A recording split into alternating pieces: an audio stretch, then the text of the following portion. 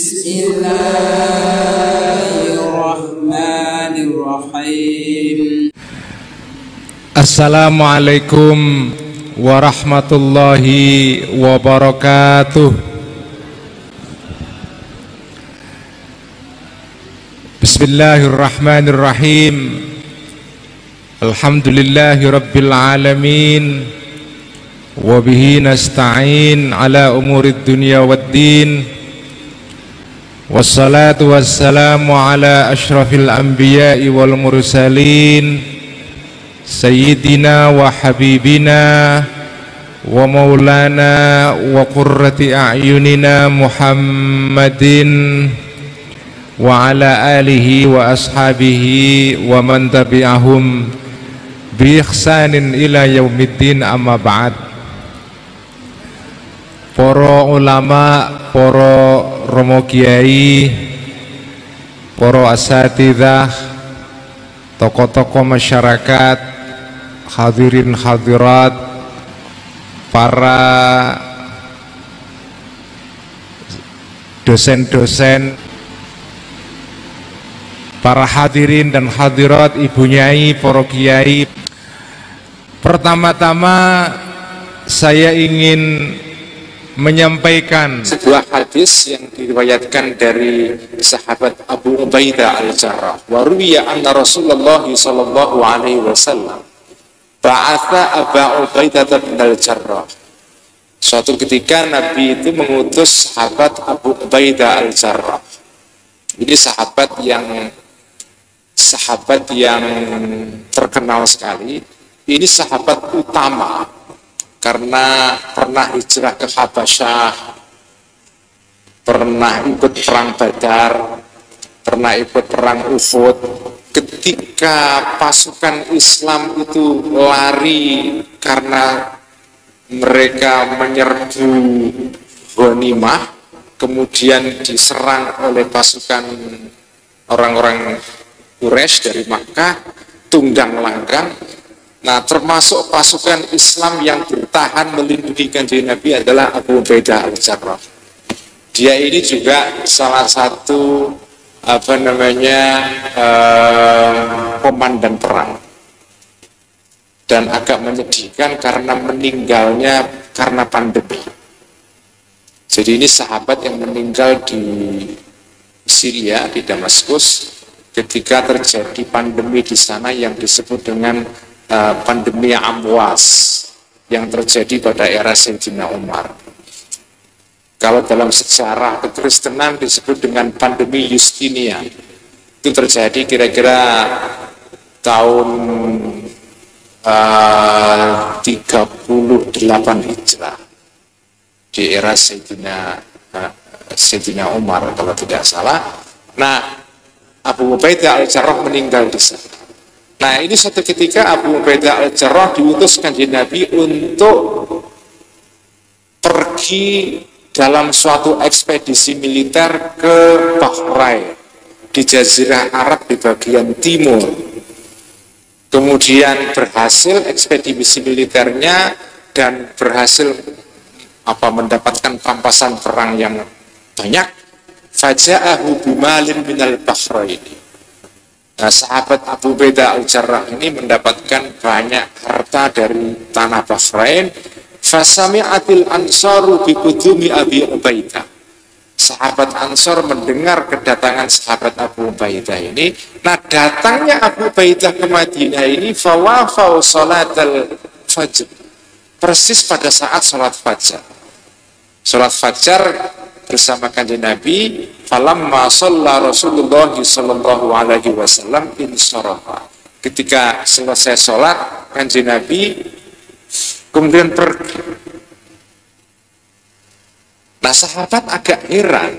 Ini ada berita besar Abu Ubaidah al-Jarrah Ibnu Jarrah pulang dari Bahrain membawa harta banyak, kok nggak ada komentar apa-apa. Sahabat berharap kanjeng Nabi ini apalah pidato minimal ya berbicara mengenai soal kedatangan Abu Ubaidah dan bagaimana nasib harta-harta yang dibawa dari sana itu. Ada pembagian atau enggak? Kira-kira gitu. Sahabat menunggu, kesini pergi aja itu. Fata'arradu lahu, dicegat kanjeng Nabi itu, dicegat. Lalu fatabassama Rasulullah sallallahu alaihi wasallam hina ra'ahu. Kanjeng Nabi agak senyum. Tsumma qala.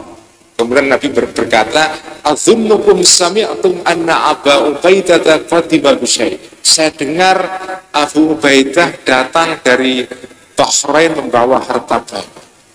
Qalu ajal ya Rasulullah. Ya betul wahai Rasulullah. Qala fa abshiru wa amilu ma yasurru. Ya sudah, karena Abu Ubaidah bawa harta banyak, gembiralah kalian karena sebentar lagi kalian akan dapat pembagian. Wa amilu ma yasurru. Silahkan berangan-anganlah tentang apa yang membuat kalian senang. Nanti kalau dapat harta ini, kau pengen beli ini, beli itu, mau ganti handphone, apalah, terserah. Wa amilu ma yasurru. Tetapi saudara-saudara, fawallahi mal faqru akhsha alaihi. Nah, ini kanjeng Nabi kemudian memberikan komentar yang seolah-olah berisi prediksi mengenai kejadian di masa depan. Wah, demi Allah, bukan kemiskinan yang paling aku takutkan kepada kalian, wahai para sahabat-sahabatku. Walakinni akhsha alaikum antu besata alaikumud dunya. Tetapi aku khawatir sekali kepada kalian seandainya dunia ini dibukakan, digelarkan kepada kalian kama busitat alaman kana qabla. Sebagaimana dunia ini pernah dibukakan kepada orang-orang sebelum kalian. Kemudian ketika dunia ini, harta ini dibukakan kepada kalian, fatanafasuha kama tanafasuha. Kemudian kalian berlomba-lomba berebut mencari dunia ini sebagaimana bangsa-bangsa sebelum kamu berebut juga terhadap dunia. Fatuhlikakum kama ahlakakum. Dan harta itu akan merusak kalian sebagaimana harta ini juga merusak bangsa-bangsa sebelum kalian. Nah, ini hadis ini saudara-saudara.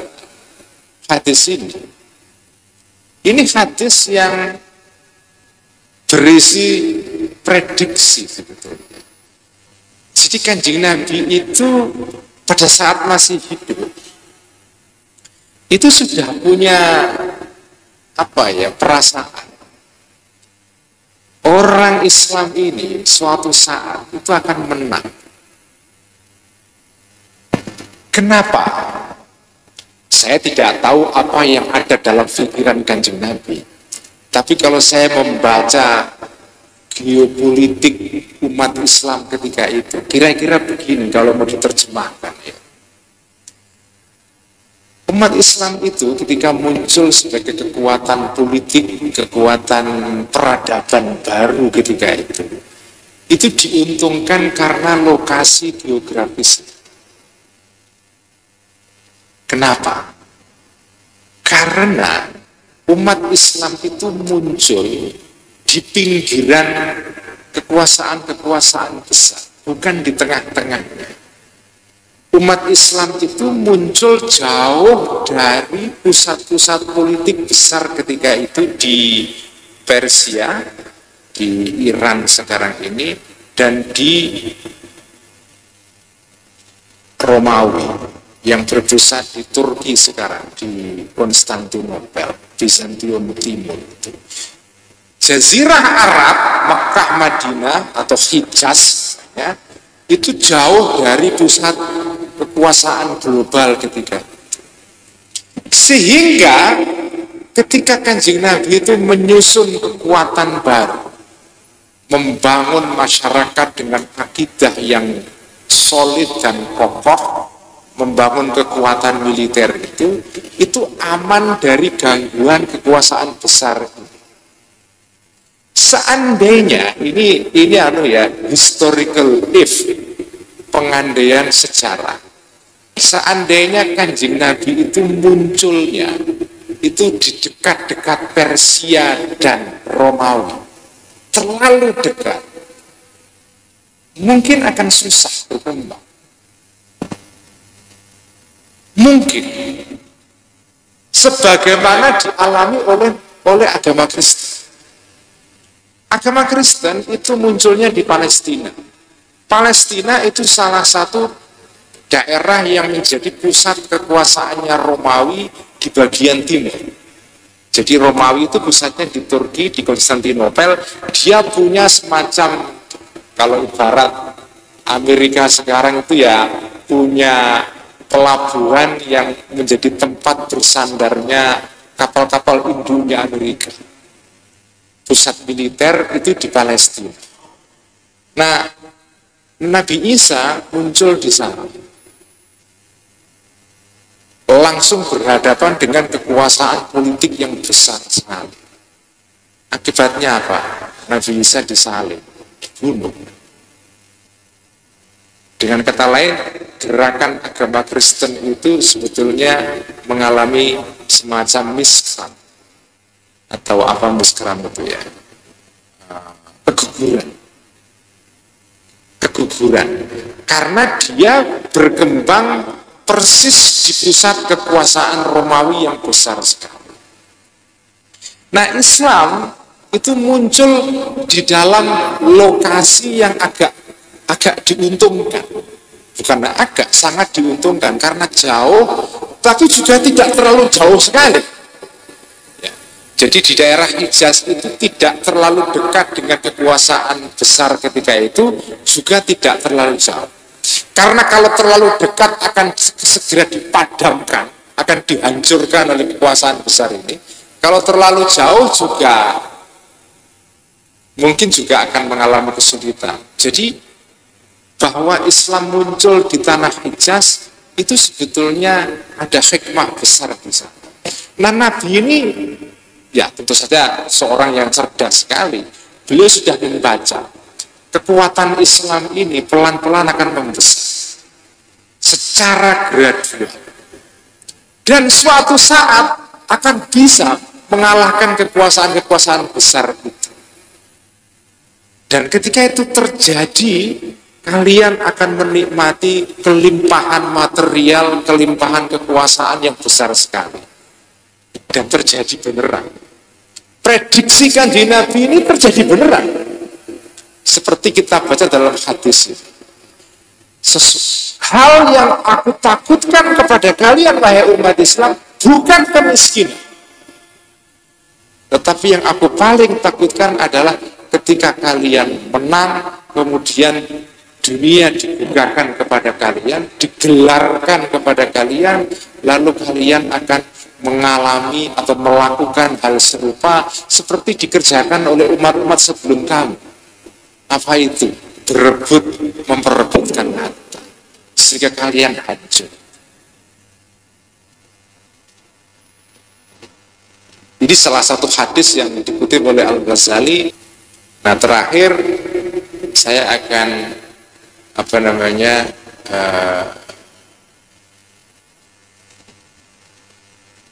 mengutip lagi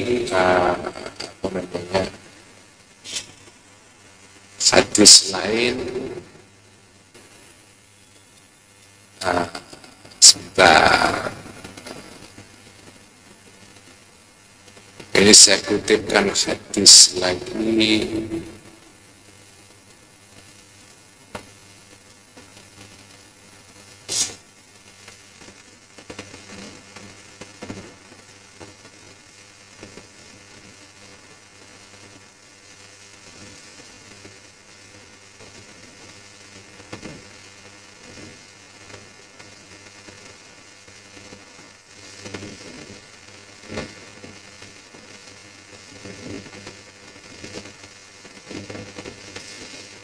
Ad-dunya mal'unun wa mal'una wa mal'un ad-dunya mal'unatun wa mal'unun ma fiha.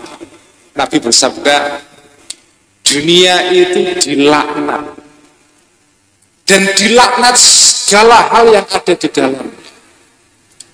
Saya dulu ketika masih santri ya, membaca hadis itu agak protes. Ini apa ini? Kok dunia dilaknat? Bahkan dalam hadis dikatakan, ada juga penjelasan yang menarik sekali. Allah itu setelah menciptakan dunia, itu langsung terus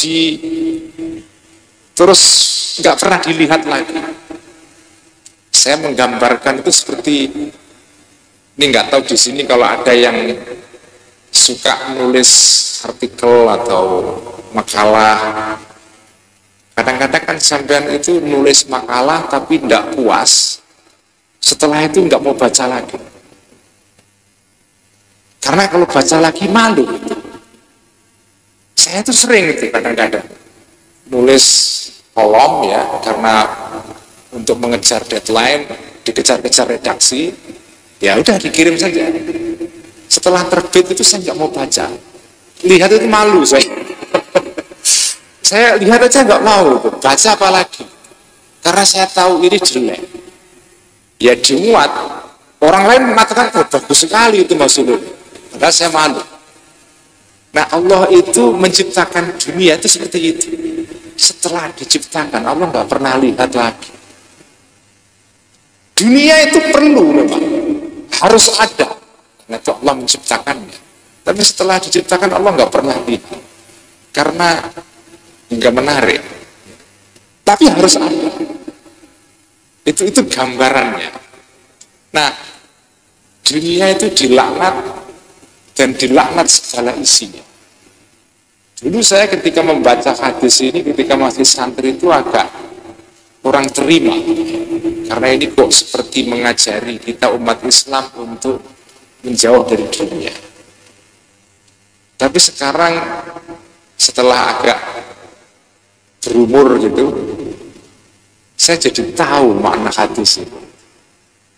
Hadis ini itu bukan berarti mengajak kita untuk menjauh dari dunia. Sebetulnya maknanya itu adalah dunia ini itu memang mengandung jebakan yang luar biasa. Hari-hari ini itu ketika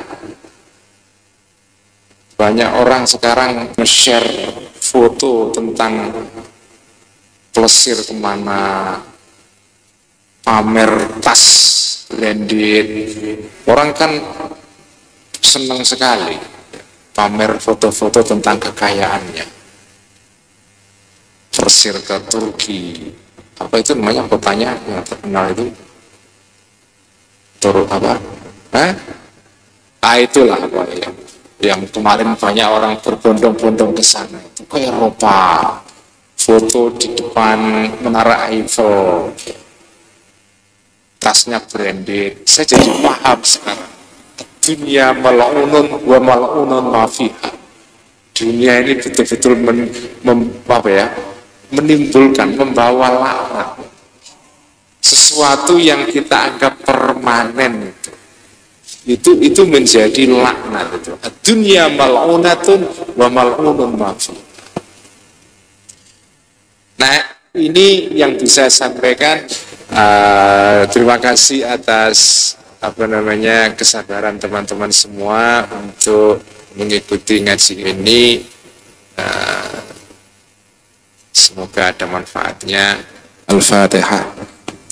Bismillahirrahmanirrahim. Bismillahirrahmanirrahim. Alhamdulillahirabbil alamin. Iyyaka na'budu wa iyyaka nasta'in. Ihdinas siratal mustaqim. Shiratal ladzina an'amta 'alaihim. Bismillahirrahmanirrahim. Alhamdulillahirabbil alamin. Hamdan na'imin, hamdan syakirin, hamdan yuwafi ni'amahu wa yukafi mazida.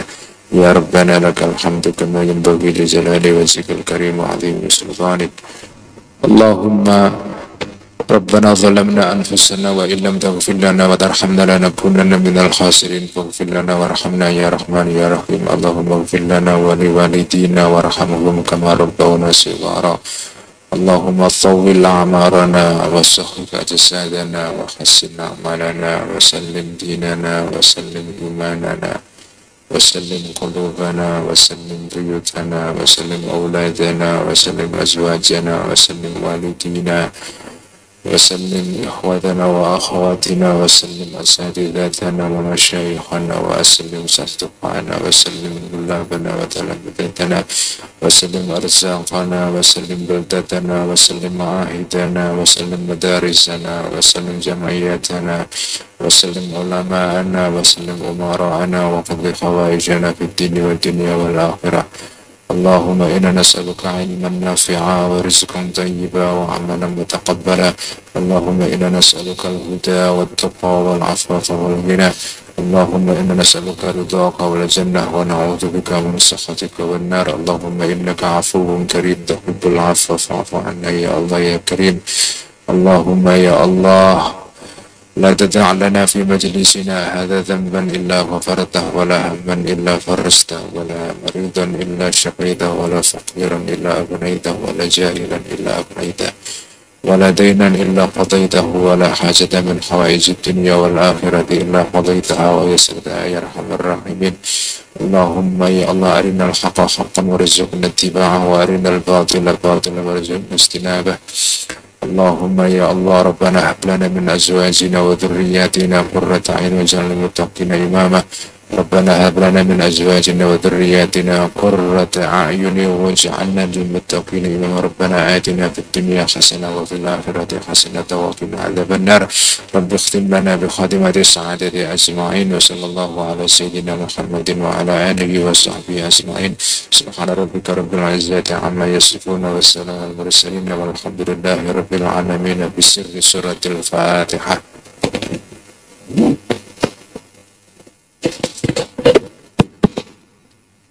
Mohon maaf jika ada kekhilafan, kekurangan. Wassalamualaikum warahmatullahi wabarakatuh.